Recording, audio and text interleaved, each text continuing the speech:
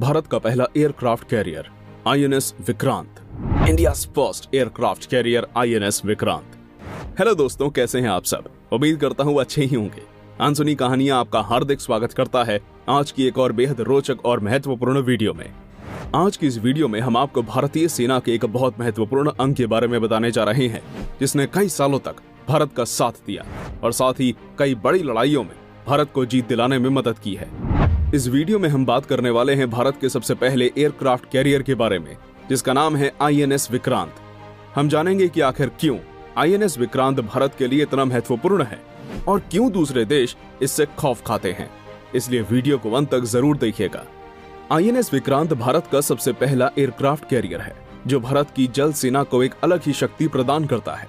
INS Vikrant ही वो कारण है जिसके कारण पाकिस्तान जैसे कई देश भारत से खौफ खाते हैं। भारत को जीत दिलाने के लिए और साथ ही भारत की नेवी का एक बेहद महत्वपूर्ण हिस्सा है आईएनएस विक्रांत। आईएनएस विक्रांत एक मैजेस्टिक क्लास एयरक्राफ्ट कैरियर है। इस एयरक्राफ्ट के निर्माण का काम एचएमएस हरक्यूलिस के रूप में शुरू हुआ था, जो कि द्वितीय विश्व युद्ध के दौरान ब्रिटिश रॉयल नेवी के लिए बनाया जा रहा था। युद्ध के चलते इसके काम को रोक दिया गया और फिर बाद में भारत ने अधूरे बने एयरक्राफ्ट कैरियर को 1957 में खरीद लिया। साथ ही फिर इसका निर्माण कार्य शुरू हुआ और इसे काफी अच्छे तरीके से बनाया गया और इसका निर्माण कार्य 1961 में जाकर खत्म हुआ। इसके बनने के बाद से भारत ने समुद्र में अपनी मजबूत पकड़ बना ली और साथ ही इस कैरियर की मदद से भारत ने आगे जाकर कई सेनाओं को खदेड़ दिया। आईएनएस विक्रांत के इस योगदान के कारण इसके बारे में पूरी तरह जानना बहुत जरूरी हो जाता है, जो इस वीडियो के माध्यम से हम आपको बताने जा रहे हैं। इसलिए अगर आपको हमारी ये कोशिश पसंद आए तो वीडियो को लाइक करना मत भूलिएगा। आईएनएस विक्रांत के अगर इतिहास की बात करें तो वो शुरू होती है यूनाइटेड किंगडम की रॉयल नेवी से, जब उसने 6 लाइट एयरक्राफ्ट कैरियर्स को कमीशन किया ताकि वो जर्मन और जापानी नेवीज का सामना कर सके। इन 6 लाइट एयरक्राफ्ट कैरियर्स का निर्माण कार्य शुरू हुआ और इसे काफी उन्नत तरीके से बनाया जा रहा था।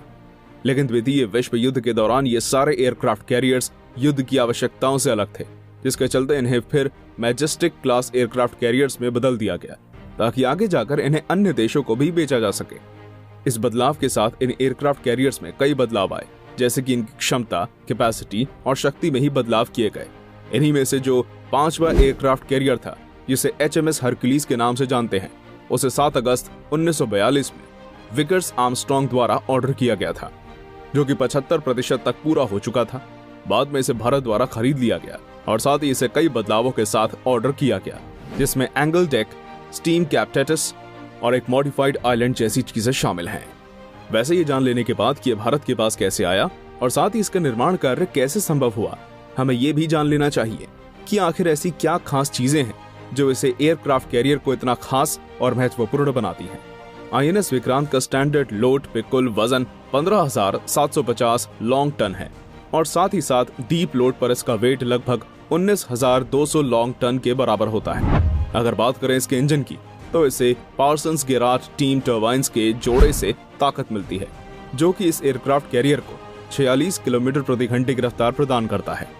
अगर आईएनएस विक्रांत के ईंधन की बात करें तो लगभग 3,125 लॉन्ग टन तक फ्यूल कैरी करता है, जो कि इसे 22,000 किलोमीटर तक की रेंज प्रदान करता है।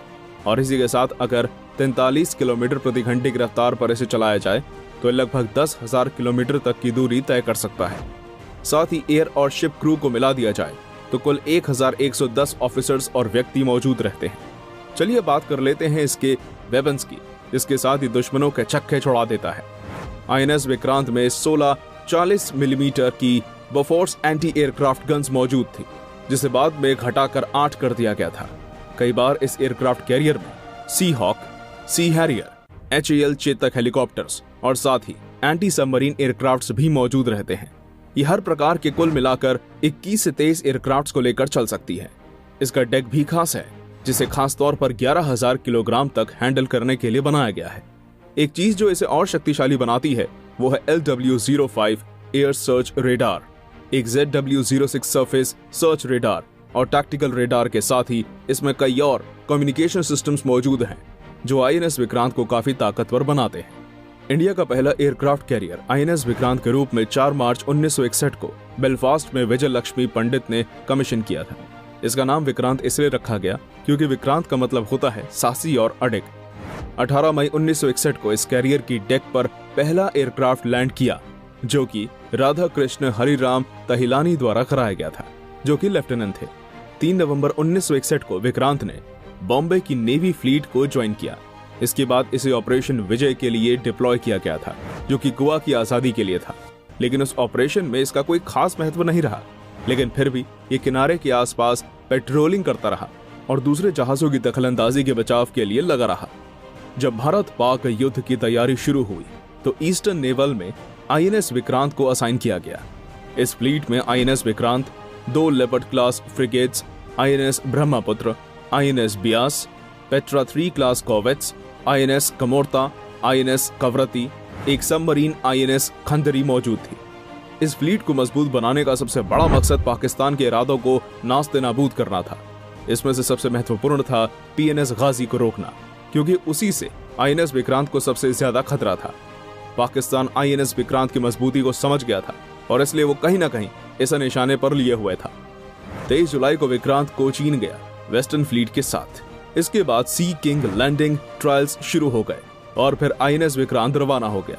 इसके बाद कैरियर पर से उड़ान भरना एक बड़ी समस्या थी, क्योंकि शिप के कप्तान एस प्रकाशक फ्लाइट ऑपरेशन को लेकर काफी चिंतित थे, क्योंकि ऐसा ना करना काफी खतरनाक हो सकता था।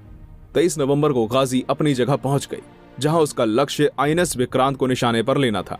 लेकिन कुछ कारणों के चलते गाजी गहरे पानी में डूब गई और 3 से 4 दिसंबर को एक धमाका भी रिकॉर्ड किया गया, जिसकी अगली सुबह जब टीम ने जाकर खोज की तो सामने आया कि पीएनएस गाजी डूब चुकी है। विक्रांत को दोबारा डेवलप किया गया और इस बार शिप के सी हॉक ने चिटागोंग और कॉक्स बाजार हार्बर को जाकर हिट किया, जिससे मौजूद ज्यादातर वेसल्स डूब गए। इसके बाद सी हॉक ने कंटेनमेंट एरिया में हमला किया, जिससे उसने कई पाकिस्तानी आर्मी बैरक्स को तबाह कर दिया। इस कमाल के समर्थन के चलते आईएनएस विक्रांत और उसकी टीम ने 2 महावीर चक्र और 12 वीर चक्र मेडल्स हासिल किए। हालांकि आईएनएस विक्रांत ने युद्ध के बाद भारतीय ऑपरेशंस में इतना भाग नहीं लिया, लेकिन फिर भी इसकी भागीदारी भारतीय इतिहास में बहुत अधिक रही है और इसके समर्थन के बाद ही भारत ने कई ऑपरेशन सफलतापूर्वक पूरे किए हैं। आईएनएस विक्रांत को 1997 में डीकमीशन कर दिया गया और मुंबई के एक म्यूजियम में प्रिजर्व कर दिया गया, लेकिन दुर्भाग्यवश महाराष्ट्र की सरकार को उस म्यूजियम के लिए कोई पार्टनर नहीं मिला और म्यूजियम को बंद कर दिया गया। जनवरी 2014 में आईएनएस विक्रांत को एक ऑनलाइन ऑक्शन के द्वारा दरखाना शिप ब्रोकर को 60 करोड़ रुपए में बेच दिया गया, जिसके कई दिनों बाद इसे सुप्रीम कोर्ट द्वारा मंजूरी दे दी गई। आईएनएस विक्रांत भारत के लिए गर्व का कारण बना और साथ ही कई सारी सफलताओं का माध्यम भी, और हम हमेशा भारत के इस एयरक्राफ्ट कैरियर को गर्व और सम्मान से याद करेंगे। आपको ये वीडियो कैसी लगी हमें कमेंट में बताइए। अगर आपको ये वीडियो पसंद आई हो तो इसे लाइक करें और अपने दोस्तों और संबंधियों से शेयर भी करें। धन्यवाद।